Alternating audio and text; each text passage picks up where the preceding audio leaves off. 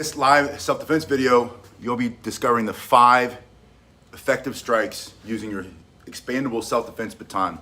I wanted to show you first, before we get started with 5 strikes, I'm going to start with the most common to what I think is probably the most practical and most effective. The first thing, when you open it, make sure you open it with force so that it's going to lock in place. Practice that. The first thing you do is you get that. You're going to need something hard. I can't collapse it against this or on this soft floor. I have to go to the hard floor, and you're going to practice with that. Now, the way you're going to hold your self-defense baton, and this is the same thing that police officers carry, and this is actually from a police officer who gave it to me, but you're going to carry with your hand in the middle here. So there's a little bit of the stick sticking out the bottom that you're going to use for striking. We're going to talk about that when we get into the strikes. But the first one is the most common, and that's going to come off of your shoulder. Now, a lot of people, when they swing these, you'll see a bunch of thugs, I'm just going to say Antifa thugs, they get these and they use them to try to hurt people. We're just talking about self-defense, but they use them incorrectly. They're big arm strikes, the whole arm coming forward instead of coming off the shoulder. When you learn how to fight with sticks, whether it's collie or screamer sticks, shorter sticks, you always want to learn how to fight behind your stick. You're always going to keep that stick between you and the threat for self-defense, and it's going to come off the shoulder, because if he comes in and say this is the threat and I'm doing one of these big wide strikes, my arm's going to wrap around his body. I'm not even going to hit him with my self-defense expandable baton. But if it comes off my shoulder, no matter where he is, he's going to run into that stick. And this one is hard steel, extremely hard. It's made for self-defense.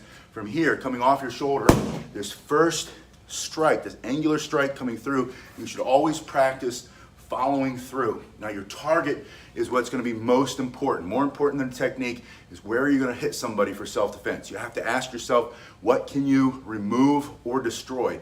And think in terms of his ability to see, be awake, his ability to hear or think. Maybe you knock him out.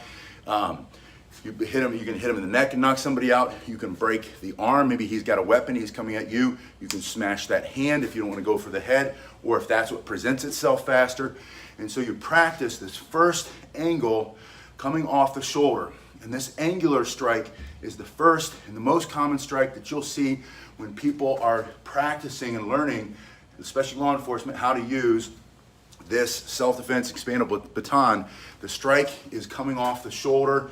You have this first angle that can go anywhere from the head to the middle of the body, into the ribs, into the legs. You can come even, going down toward the ground, depending on what your target is you're trying to strike. Second one is going to come off of that second or that other shoulder. And it's the same thing. It has to come from the shoulder, not a big motion. If you're coming here and he comes in and closes that distance and locks your arm, you can still bring your stick forward by just twisting the wrist and coming forward here. You're going to be able to strike right here. You practice coming off the shoulder. Every strike, put the first one with the second one. That's the first 2 strikes with your self-defense baton. Number 3 is going to be a horizontal strike coming from either direction, either coming from here. And when you do this, again, it starts in front of your body and you're pushing and pulling at the same time. Your arm is extending and your shoulders and hips are rotating. That pulls it through, making that strike. These are the same strikes that you're going to learn how to do with your screamer or collie martial arts sticks. Coming from the other side, your palm faces the ground and brings it through, both extending that arm and turning the shoulders. Not swinging this way. See how I'm swinging with my whole arm? When you do it this way and he closes that distance too fast, or you miss, you're not going to hit him with your stick. You're going to hit him with your arm. There'll be nothing there. If you come from your shoulder and you turn and you push and rotate, pulling through at the same time, and then coming to the other shoulder, same thing, pushing and pulling through, coming through here. Now the third one is going to be coming straight down on top. First one of your angular strikes, coming at a diagonal across the body, always off the shoulder. Second one coming off the shoulder and coming through your target, coming through the other way. Third one, striking just straight down on top. You could also turn your hand and bring it up and hit him under the chin, maybe between the legs. Maybe he's reaching out and you're gonna smash coming up. And again, you're fighting from behind your stick. The stick is always between you. We're gonna call this the threat, between you and the threat. Never to the side. See how your stick is over here? you're not gonna hit anything there. Always in the middle, either here, or coming down here, straight through here. Now the next one is turning your hand and reaching in and striking with this part here. When we started, I said you're gonna hold your hand in the middle, so you have a little bit coming out of the end here, and this is gonna come straight in, and this is a very effective, very powerful. This is getting more effective. I think these are effective strikes, especially if he's got a weapon in his hand, he's trying to reach you. You have reach advantage over a knife. He's got a knife or a bladed weapon, and this will break his bones. That's gonna smash his hand. If you can, smash that. My choice, if he's got a knife, then he doesn't mean to just hurt me with his knife. He's trying to take my life.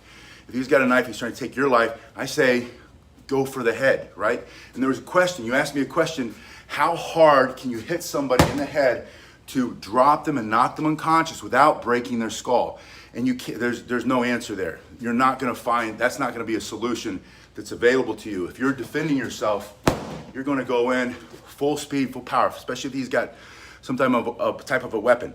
You're not gonna be able to measure your strike in a way and just give enough to knock him out and not enough to crack his skull or break his jaw or into the neck, break the bone, break the hand. It doesn't work like that. It's like when the people say, you know, the police officer, the guy had a knife, they should have just shot him in the arm. That happens every once in a while. It's rare. And he probably was aiming center tap and missed and hit his arm. So it's very uncommon. Police officers are not taught to shoot the bad guy in the arm. What if he misses? What if there's like 30, 40 people in the background and it ricochets and hits somebody else, some innocent bystander? What if he misses and the guy gets close and the cop loses his life? They're taught double tap right in the center of the body, because this is where everything is that they need to take out in order to stop somebody who's a threat to your life. And so the same thing is true when it comes to striking with this. You're not going to be able to hit him just hard enough to knock him out and not hard enough to potentially kill him. So you don't pull this out if you don't mean to use it. It's like any other weapon for self-defense. You don't remove it, you don't pull it out if you're not prepared to use it. And preparation starts long before you get there. So you don't just put one of these in your car and drive around, and then, you know, when you need it, you can pull it out and use it. You have to train with it. So you train these first two angles. You train horizontal strikes coming off of that body, keeping it tight, and then you come down through the middle, and then the next one coming from the side here.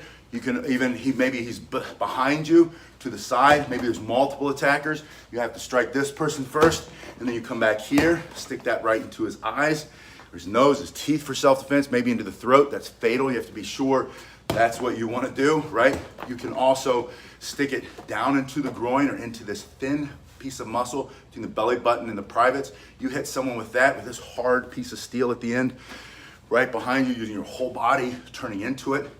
You're gonna drop somebody and put them on the floor.